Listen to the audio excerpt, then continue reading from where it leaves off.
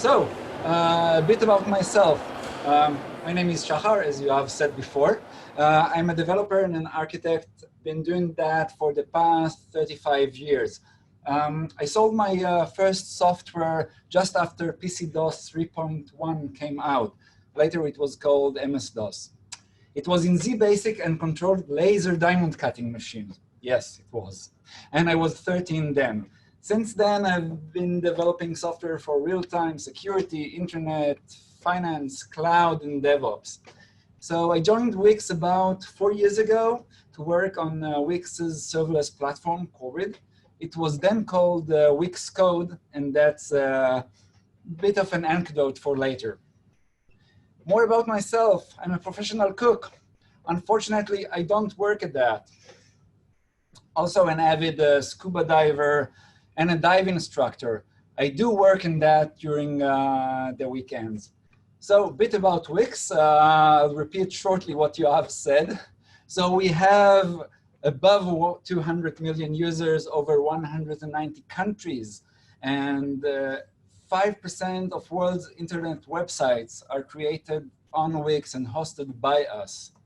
And up until around 3 years ago, we had our editor, which allows you to build beautifully looking professional websites, but something was missing.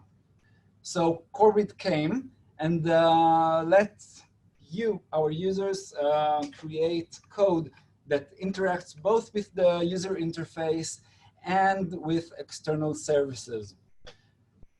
It was great, but still something was missing. So as people developing in JavaScript know, there is a huge world of NPM packages out there that can give you a lot of functionality that you don't really want to write yourself.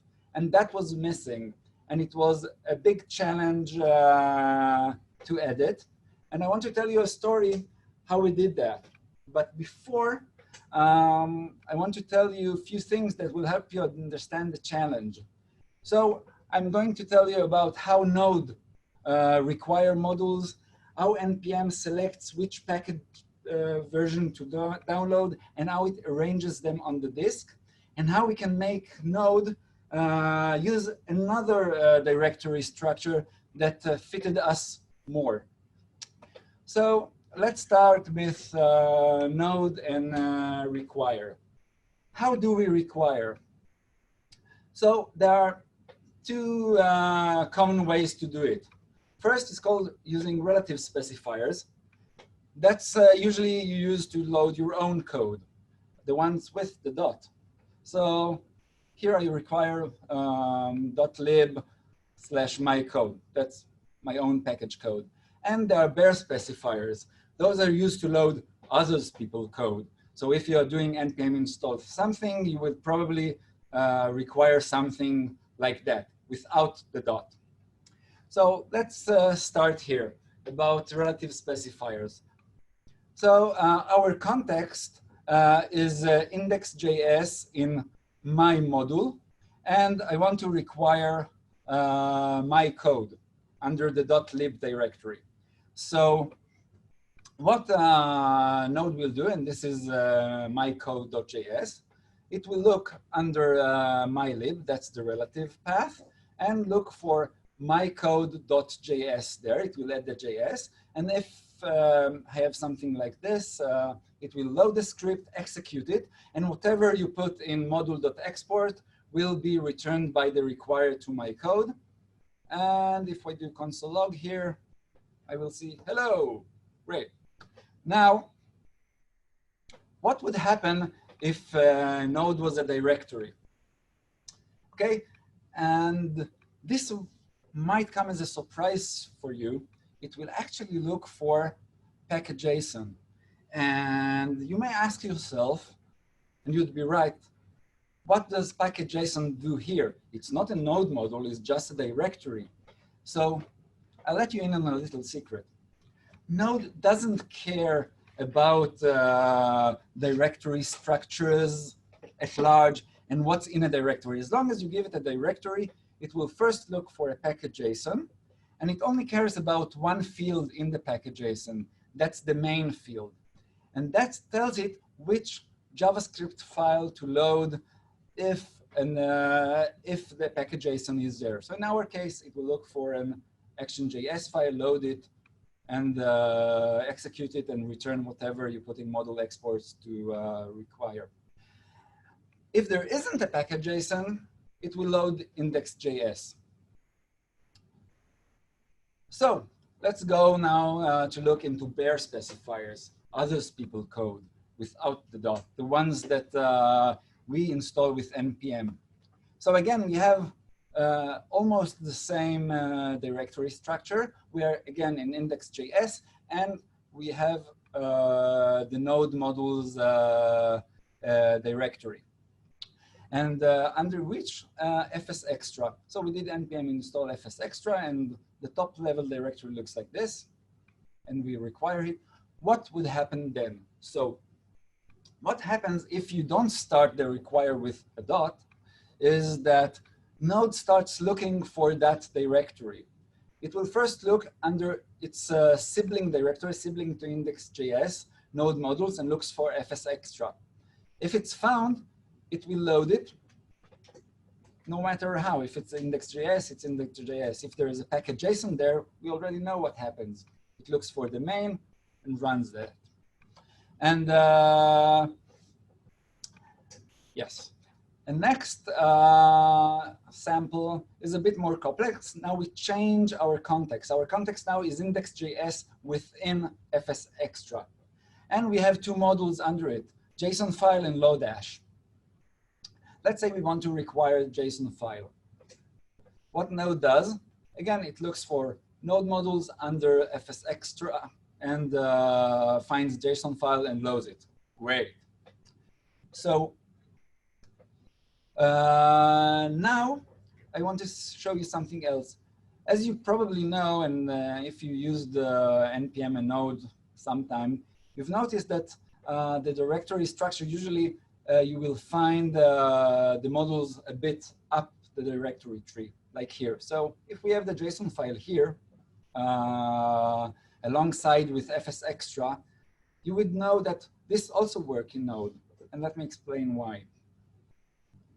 So first of all, Node will search under index.js sibling node modules JSON file.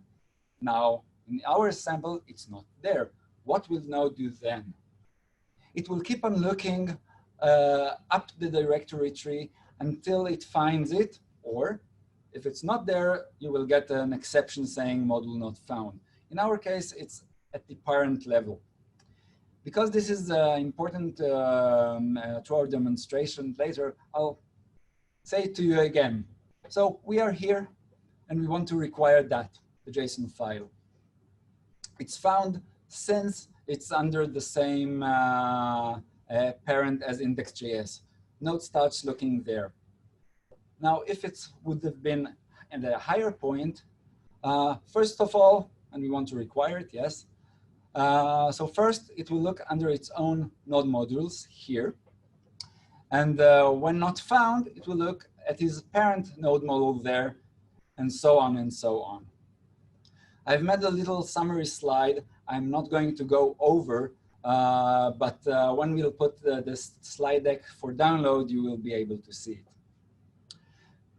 So next, let's see how NPM connects with it. NPM is Node Package Manager. Right now, there are also other package managers, but essentially, to some extent, they do the same thing.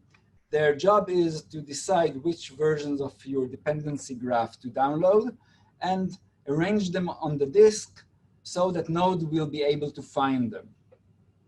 So let's say how we're turning the dependency graph to a directory tree.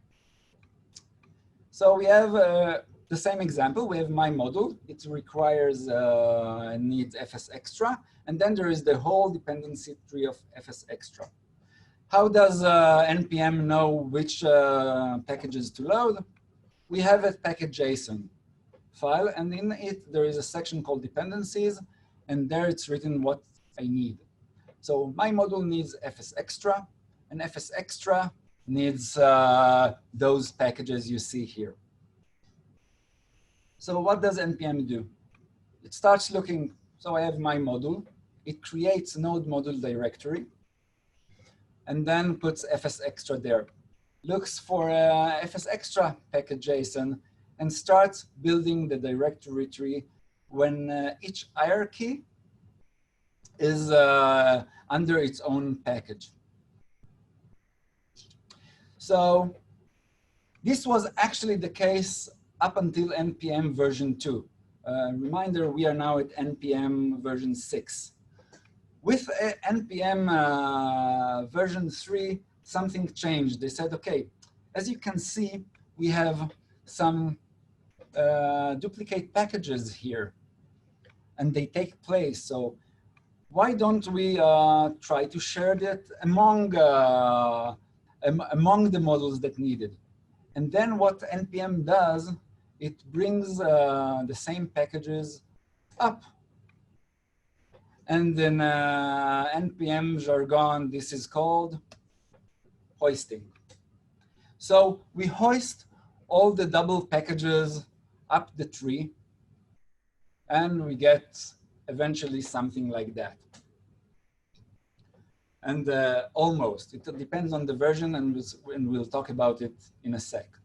So hoisting is not also, it's not important just for keeping our storage low. It has other implications. The way Node caches modules is by the directory path. That's the key for Node's internal cache of modules. And some packages, like React, depend on it, that there will be only one copy of that package in the memory. So that package could keep a state. And when all the dependencies refer to that specific package, the state will be just one, a singleton. OK, so hoisting is also important for that. Now let's talk about versions. So I've added in the dependency graph slide, I added the versions which are needed by fsextra. Again, these come from the dependencies section in package.json. So we can see that it needs at least one node, universalify, gracefulFS, and so on and so on. So, and these are called semantic versions. What's semantic about them is that the first number, that's the major version. By convention, it means that we change it if we break the API, that it's not compatible with the previous versions. The second one is called the minor version. We should change it if we add additional functionality that doesn't break the old API.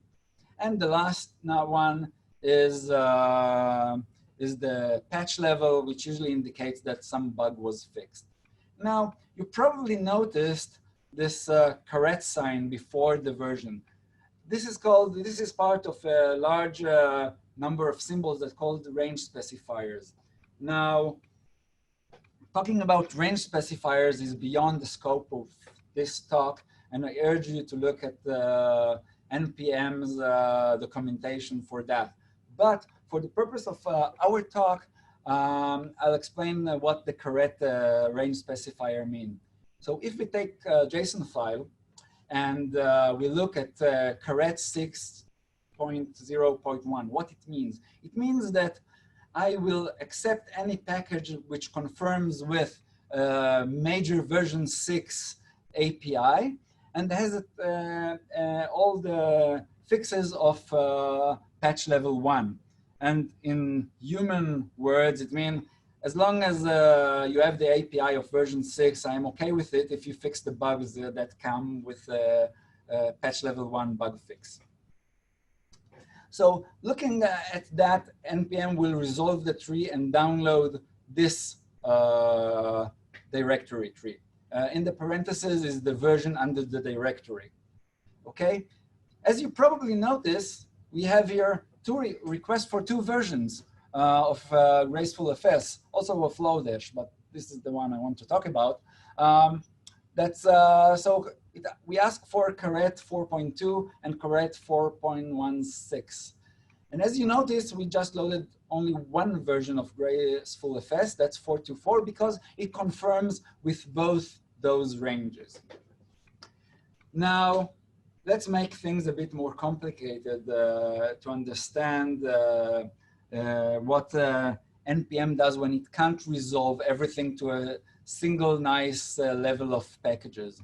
So let's assume that at least node is dependent on Lodash caret 3.9. As you probably notice, caret 3.9 and 4.17.19 do not confirm with each other. They do not match. Why? Because caret 3.9 means that I can accept everything up to 4.0.0, but not including, and of course not above. So what will NPM do to solve that? So what NPM does, it will create a node module directory under at least node and put Lodash there, but Lodash 3.10.1. Remember, we asked for 3.9, but the highest level which confirms, and node always, NPM, sorry, always tries to bring us the maximum level version that matches is 3.10. Sorry. And we have that. So we have also the two versions of Lodash, and they are on different levels of the directory tree. So now that we understand how require and NPM works, let's go back to Corvid. So we had our serverless platform where you can write your own code, front end and back end.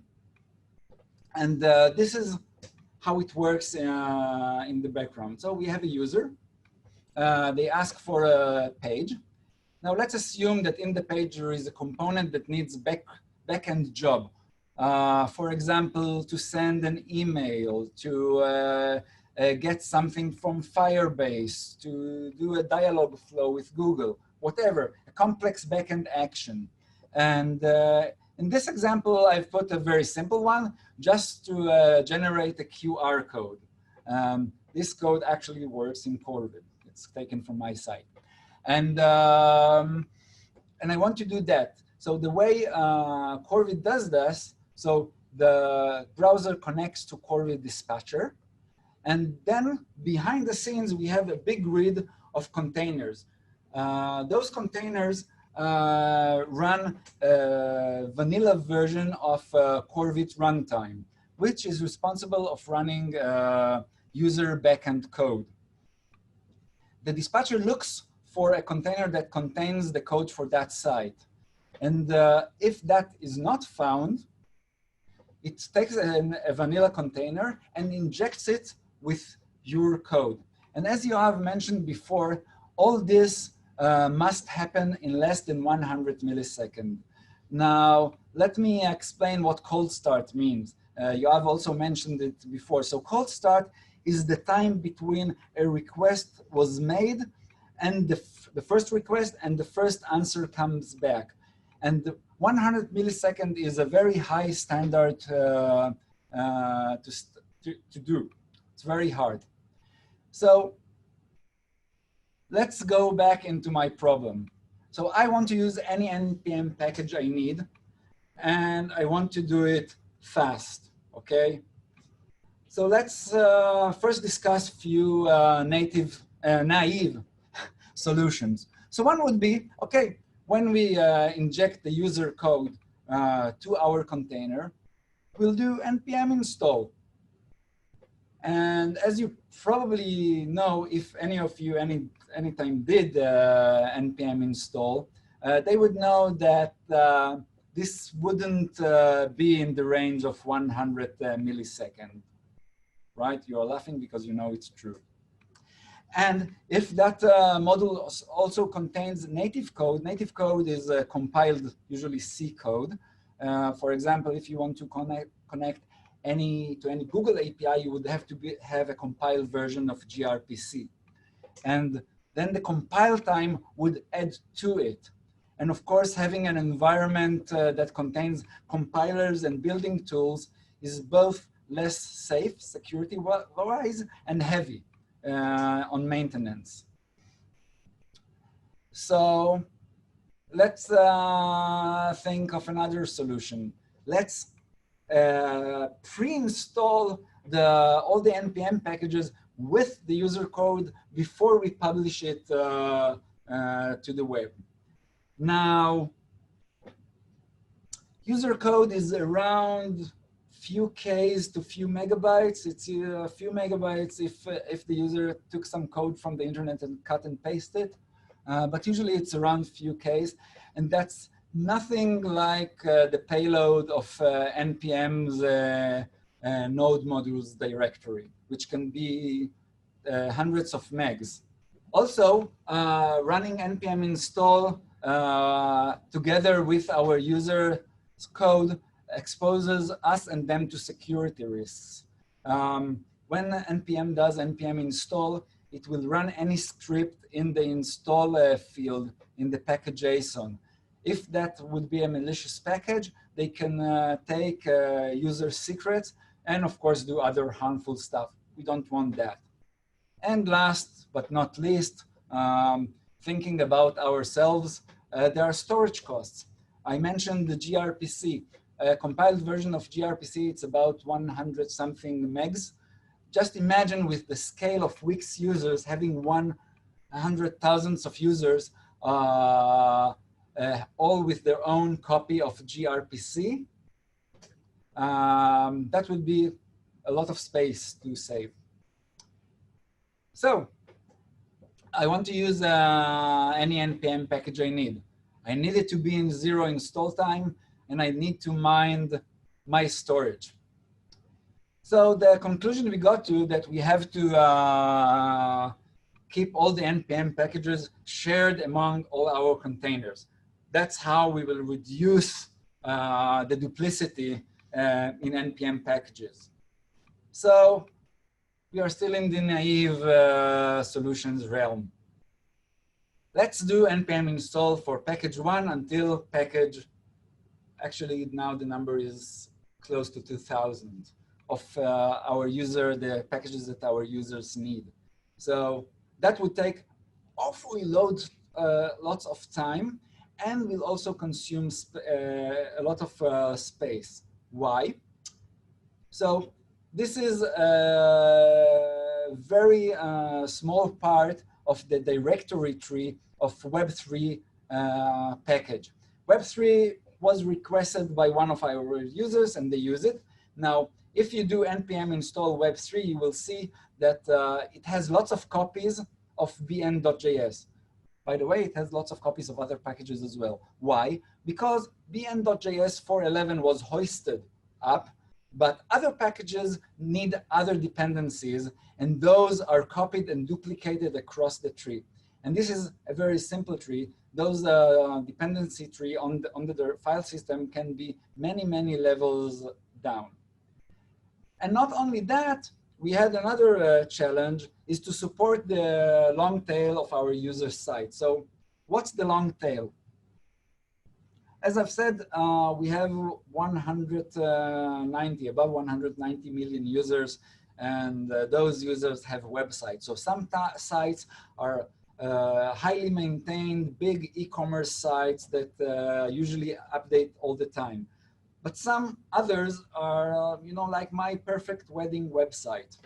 And those sites were created, look great, and our users expect them to work in 1, 2, 3, 5, 10 years. So when I want to show my children my wonderful wedding website, I expect it to still work, although I did nothing to make it so. This is part of what Wix gives our users. So if I did in my perfect website, wedding website, I used a package, let's say load-3 to 10, I expect it to work even in 10 years. And although we have all the great stuff that semantic versions gives us, we have seen sometimes that even a minor release or even a patch level can break the functionality of an NPM package. So for us, we have to save all the versions that our users use. no matter what. So once they use it, we need to save it. Not only that, we let our users keep versions of their site. And those versions can have different versions of NPM packages, and we need to save those as well to make it always work. So we add to that, we have to support our long tail, and that means supporting multiple NPM package versions. Now, as you can imagine before the deep trees of Node, this is also a challenge, and we'll get to that. So we made several observations. How can we, what can we do? So we decided that NPMs can be read-only. Why? As you recall, NPMs are usually others people's code. So we download them and use them. We don't need to modify them. Having the NPMs be read-only means that we can share them among the containers because they are not changed between usages. We need to avoid duplications. We want to keep our storage costs low. And we need to support multiple versions. So how would we achieve those goals? One, I remind you, keep storage low, support multiple versions, and any NPM. In an ideal world, what would we want? Simple things. Having a flat package tree with no duplicates, that's one. And the other, we want to have a tree, directory tree, that Node can actually use, okay? Otherwise, it wouldn't help us much. First one is easy. I can do that. So let's go back to our Web3 sample.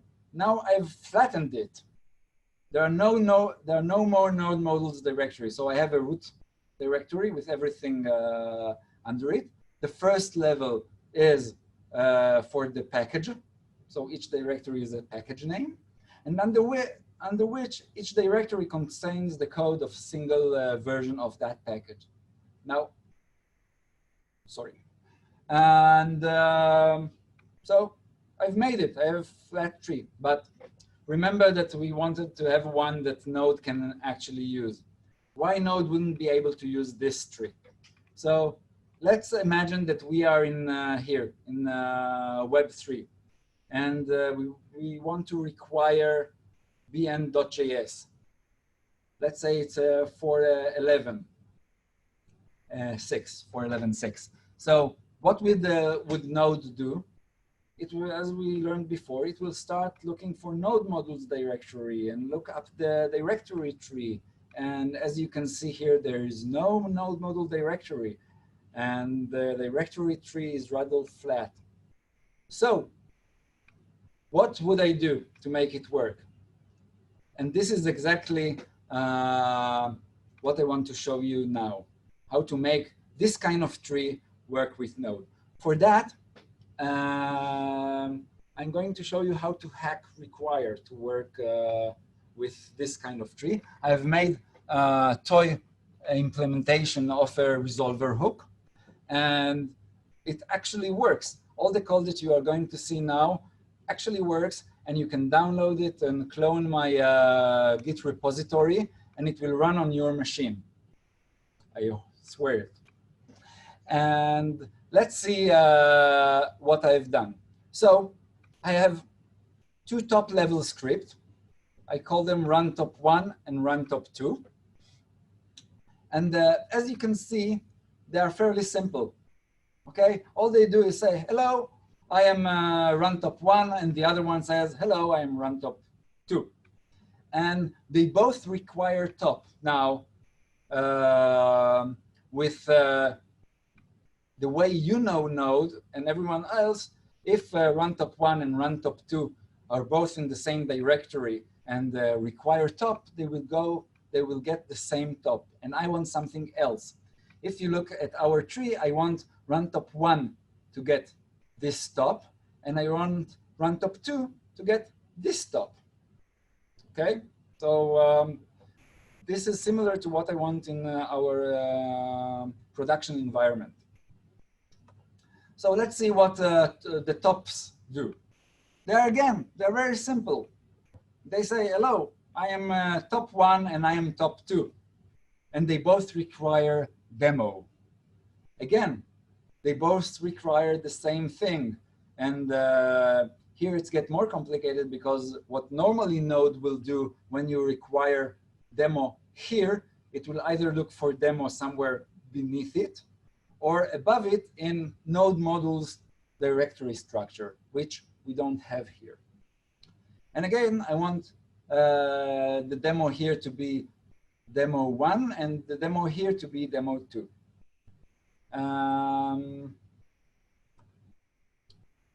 And the demos they do nothing. They just say, hello, I am demo 1, I am demo 2. Now, how do we achieve this magic here? So for that, I do something simple. I will require in runtop1 and runtop2 my magic sauce. That's the code that's in hook.js and that I'm going to show you in a minute. And when I do that and run runtop1 and runtop2, I will get this output, which is exactly what I wanted to do. Say, I'm runtop1, I'm top, I am demo 1, and for 2, it's for 2. And if you clone my repository and run it, this is what you will get. So, and in our production environment, this hook, this magic is done by Corvid runtime. So let's take a look at this code sample. This is hook.js, and I'm going to go over line by line and explain what it does. So first line here is require module. Module is Node's internal module called module, and it handles loading modules, resolving where files are, compiling, executing scripts, and returning the module.exports, right? And I'm sorry for all the modules in the module. That's not my choice of names. And so we need it because we want to reassign one of the resolver hooks. So what are hooks? Hooks are entry points that the developers of Node gave us to override one of or other of the functionalities that are internal to Node. So they give us a point where we can intervene. So what happens here is that I keep a copy of the original resolve lookup path functions. And again, if you clone my repository in the README file, there is a link to Node's loader.js, which is part of module, which does this. That's the code of resolve lookup paths. And then I tell Node, OK, instead of running your code, run my code. OK, and that's my resolver. Now, let's see what my resolver does. So it receives 2 parameters. And the signature of my resolver is exactly the same signature as underscore resolver lookup path, because Node doesn't know that I replaced something for it. It just runs it. So request. Request is a string. It's a very simple parameter. What's in there? It's whatever was written in the require function. So if you do require top, it will contain top. Require demo, it will contain demo, and so forth. Parent is a more complex object. For the purpose of this discussion, I will discuss only one field called file name, but later I will show you the output of the commented out console log just below this line. And parent.filename contains the filename that did the require. So in our demo, the first one will be runtop1, and we'll see that the full path of the script. Okay. Next is a very sophisticated code, very complex. It looks at the string, which is the file name, and looks for 1 or 2. And if it's 1, it says, OK, version is 1, and then version is 2. And then comes the magic part. We look at the request and say, OK, if we were requested top or demo, we will return something else, not what the original resolver would have gave back. And we construct the path. So just as a reminder to you, this is the directory tree of our toy implementation. So actually, top and demo and their whole hierarchy is under ./root, okay, relative to runtop, of course. And then the request name, in our case, it can be either demo or top. Those are the part there. Then comes the version. We extract it from the file name. That's there. And that's what we return. Now you would wonder, the index file is a bit below. But if you recall, what Node does when you require a file or require something, it will look for a directory with that name. So this will work. We give it just this part, okay? And from this part on, nodes know what to do. We don't need to override it or change the behavior. Okay? And the next thing we'll do is, for anything which is not top or demo, we want to return the original resolver. Let Node does what it knows do best without our intervention. Now let's look at what we get here in the parent. So for our first request, as we can see, this is parent, file name. I have cut some of the path out because it was too long. But here is the full path to runtop.js tree. So this is the parent. And what did parent, our runtop, ask for? It asked for top. This is how I know in my toy hook that when runtop asks for top, I can override it. Now look for something very interesting. We didn't use in my toy implementation this part, the path part. But if you look at it, it contains all the node modules directory, which are above my hook demo directory, okay? So they don't exist there, but this is the way that Node looks for all the node modules from my level up. It pre-prepares them for the resolver that comes after this one, and it looks in all those directories. Of course, in our demo, we made it even simpler. We don't return this whole list. We just return one path. So, and this also happens in our runtime. Our runtime is more efficient than how Node works because it just needs to search in one directory. It doesn't need to look up for all the hoisting above. Now let's look at the next one. The next one is the top one index. That's the parent, that's parent.filename, and it looks for demo. Interestingly enough, here you can also see who was the one that requested for the top version 1 index file. It was runtop. So you have here the whole hierarchy, although we didn't use it in our toy implementation.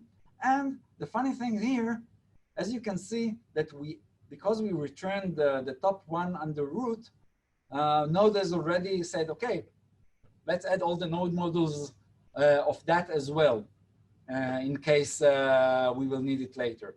Again, in our implementation, we don't. So we just return one path.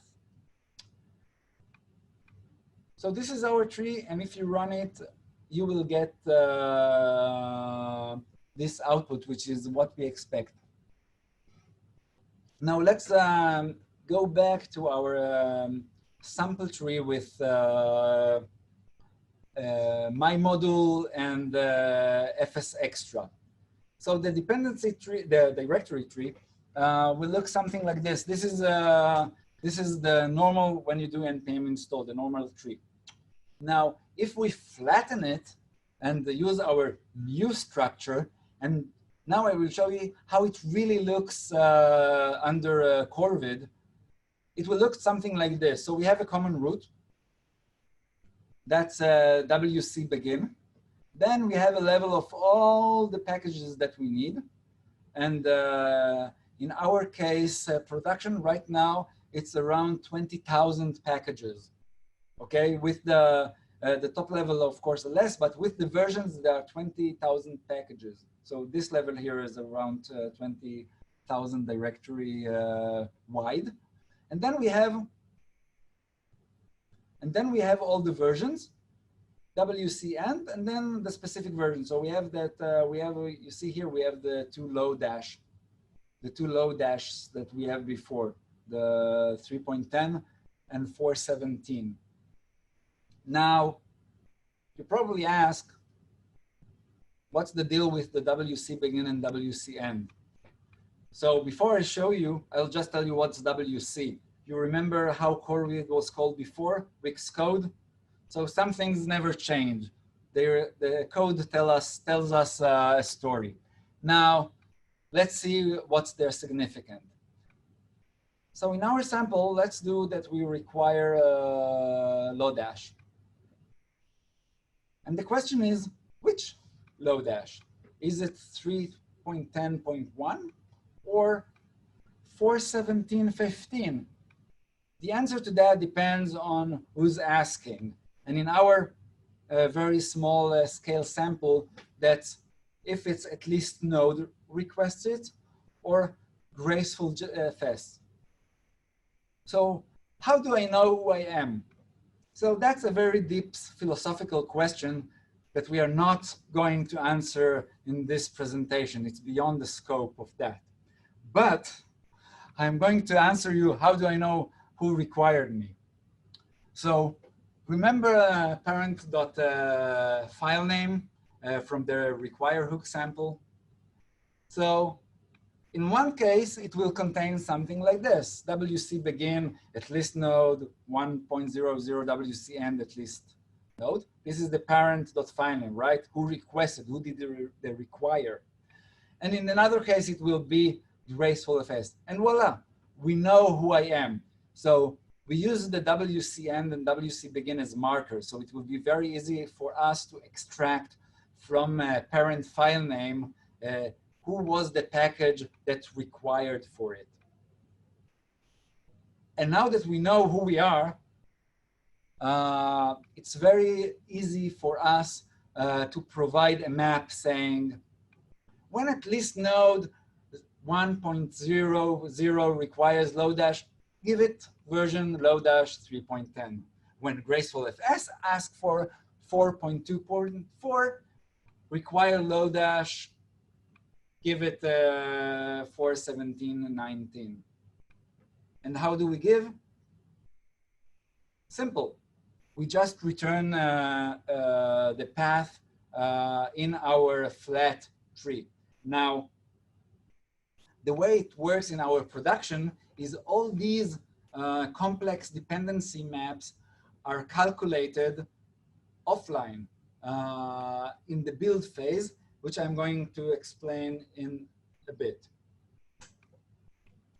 And again, this is our code, and I urge you to clone it and see that it works yourself and you're able to play with it. So I was talking about our build system. So we have a CI, that's continuous integration. A continuous integration is more than a build system. It also does test and sanity and a lot of other things. In our case, in our scope of our NPM packages, what it does is take the list of all the packages that our users need with all the versions they need and pack it into one big artifact. It's big, but not as big as NPM install would have done, and it supports multiple versions, and there is just one copy of everything. And how we know that? We know that because in our CI, we can do integrity tests. We make sure that all the dependencies are met, and we calculate all the dependencies met. So when our users ask for Google API's version something, we will get the full dependency tree for it and do it very, very fast. And because we did all the downloads and all the tests and created all the dependencies map offline, we can offer it very fast with zero cold start. And another benefit that we get is that if something goes wrong with a specific version of our artifact, we can roll back to a version we know that works. That's also part of the benefits of packing and creating everything before. And we have our Node.js that knows how to read the structure with the hook in our Corvid runtime. So, problem solved. I can use any NPM that I like. And there is a small asterisk there, like the small letter says that new packages needs approval. And the reason for that is that we want to have packages that our users request, they will be able to use them and that they will be safe. So we have an automatic approval process that runs once a day, and we hope to make it even faster. And all packages that pass through it automatically are added the next day. And some that are not need manual review. For example, packages that contain install scripts need to find out if it's safe or not. Packages that contain native modules. These are compiled C or C++ files. We need to make sure that what they are supposed to do is what they actually do. And sometimes some modules are not even compatible. For example, and this is something funny, an anecdote, a couple of months ago, users asked for a package called Rakef, R-A-C-A-F. You can find it on npm.js. Now, for those of you who never heard of Rakef, that's IBM mainframe security system. So if you need to change permissions or run things on an IBM mainframe, you will use Rakef to do that. And how is that connected with Node? So apparently, there is a version of Node.js that runs on IBM mainframes. Really, truth story. And there is an NPM.js Rakef package. So it will run on an IBM mainframe, but not on Corvid. So we don't want such packages on our system. We have zero install time, no cold start, because everything is done before offline. And right now, our downloader is so efficient that it used to download the whole tens of thousands of packages that we need, that is with all the dependencies, is less than 10 minutes. And we made it even more efficient because it works in a layered mode that new packages are usually added within seconds. And we mind our storage. We keep just one copy of every package. Because we support version with our, also with our require hook, we can support the long tail of our users. They get exactly the same dependency tree as they got when they developed their websites. So let me summarize what we learned. We saw how Node and require work together, how Node requires files and modules, how NPM resolves packages and does hoisting.